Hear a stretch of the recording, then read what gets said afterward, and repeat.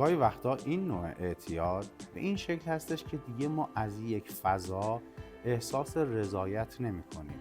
یعنی مثلا یک تایمی رو در اینستاگرام میگذرونیم، یک تایمی رو در یوتیوب میگذرونیم، یک تایمی رو در فیسبوک میگذرونیم، دائما پلتفرم های مختلف رو بالا و پایین میکنیم. چرا؟ چون از یک دونه از اونها احساس رضایتمندی به ما نمیده.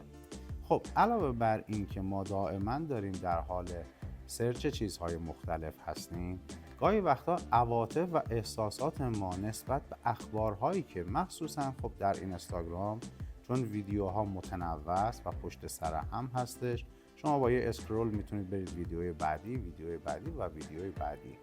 خب این اتفاق در ذهن ما چجوری رخ میده؟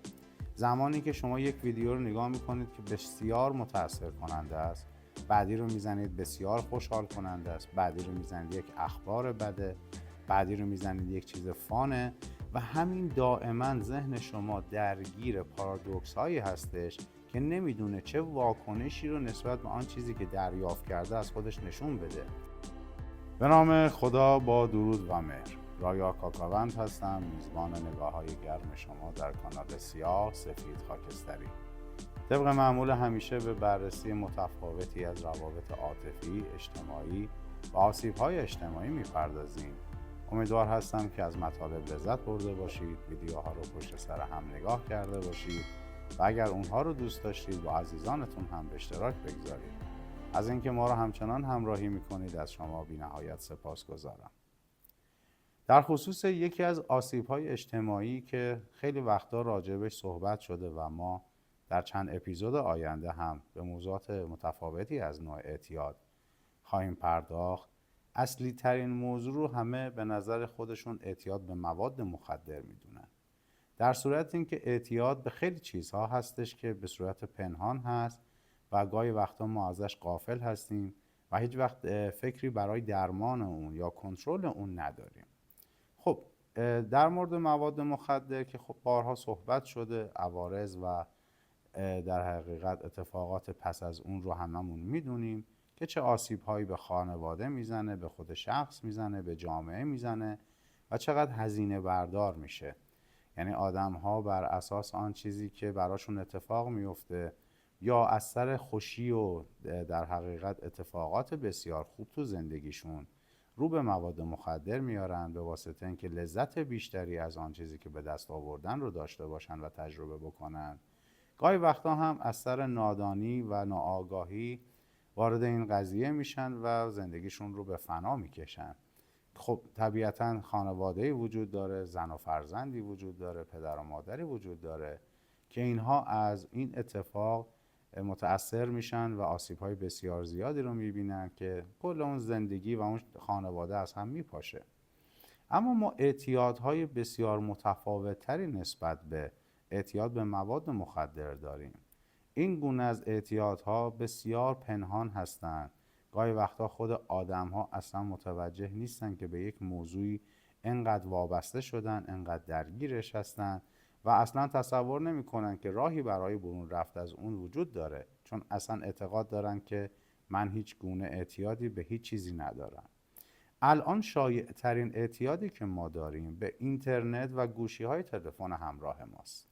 یعنی موبایل یکی از عوامل بسیار اعتیادآور برای ما هستش که هر روز صبح که از خواب بلند میشیم، قبل از اینکه هر کاری رو انجام بدیم اول از همه موبایلمون رو چک میکنیم. این یک نوع از رفتار عادتگونه و اعتیادگونه است. یعنی نگاه میکنیم که آیا پیامی داشتیم، میسکالی داشتیم، بعد از اون اینترنت رو روشن میکنیم، یه چرخی تو فضای مجازی میزنیم ببینیم آیا کسی به ما توجهی کرده، لایکی، کامنتی، چیزی دریافت کردیم، ریکوستی داشتیم یا نه، و ببینیم که دور و بر چه خبره، دوستانمون چه اتفاقاتی رو از خودشون در فضای مجازی منتشر کردن، یا اخبار رو چک میکنیم و از این قبیل داستان ها. اما اعتیاد به این نوع رفتار در خصوص این که گاهی وقتا ما تمام روزمرگیمون رو و تمام اون اتفاقاتی که قرار تجربه بکنیم به عنوان یک چیزی که امروز به ما اضافه بکنه، همه رو میخوایم از فضای مجازی دریافت بکنیم. خب خیلی وقتا ممکنه اون اتفاقاتی که در فضای مجازی میبینیم از واقعیت به دور باشه و حقیقتی رو در حقیقت به ما ارائه نده و سبب گمراهی و اطلاعات نادرستی برای روند زندگیمون باشه. گاهی وقتا این نوع اعتیاد به این شکل هستش که دیگه ما از یک فضا احساس رضایت نمی کنیم. یعنی مثلا یک تایمی رو در اینستاگرام میگذرونیم، یک تایمی رو در یوتیوب میگذرونیم، یک تایمی رو در فیسبوک میگذرونیم. دائما پلتفرم های مختلف رو بالا و پایین میکنیم. چرا؟ چون از یک دونه از اونها احساس رضایتمندی به ما نمیده. خب علاوه بر این که ما دائما داریم در حال سرچ چیزهای مختلف هستیم، گاهی وقتا عواطف و احساسات ما نسبت به اخبارهایی که مخصوصا خب در اینستاگرام چون ویدیوها متنوع است و پشت سر هم هستش، شما با یه اسکرول میتونید برید ویدیوی بعدی، ویدیوی بعدی و ویدیوی بعدی. خب این اتفاق در ذهن ما چجوری رخ میده؟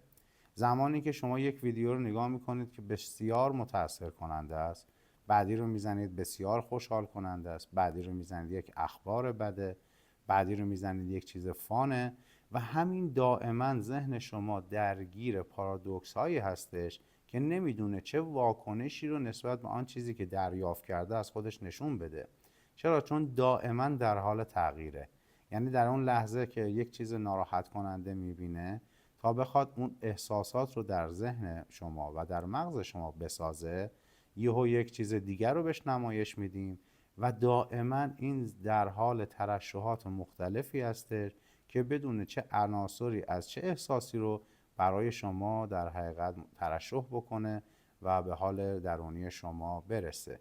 خب اتفاق بعدی که میفته این هستش که ما دائما در حال پرش از این کانال به اون کانال هستیم. تجربیات متفاوتی نسبت به احساسها، نسبت به ویدیوهایی که یا اخباری که میشنویم میبینیم و این اثریه که در روزمره ما به صورت پنهان خودش رو نمایش میده. یعنی شما گاهی وقتا فکر میکنید خب من دارم چند تا ویدیو میبینم، چند تا مطلب یا اخبار میخونم، خب این قراره تو زندگی من چه اتفاقی بیفته؟ چه خطری میتونه برای من داشته باشه؟ فارغ از اینکه اون قضیه به صورت اعتیادوار شما رو گرفتار کرده، این در رفتار روزانه شما، در رفتارهای اجتماعی شما با آدمهایی که در طول روز باشون سر و کار دارید هم خودش رو ناخواسته نشون میده. یعنی یک لحظه با یک نفر خیلی خوبید، لحظه بعد یهو همه چیز براتون عوض میشه، اصلا یه احساس دیگه یا یک رفتار دیگه نسبت به اون شخص دارید.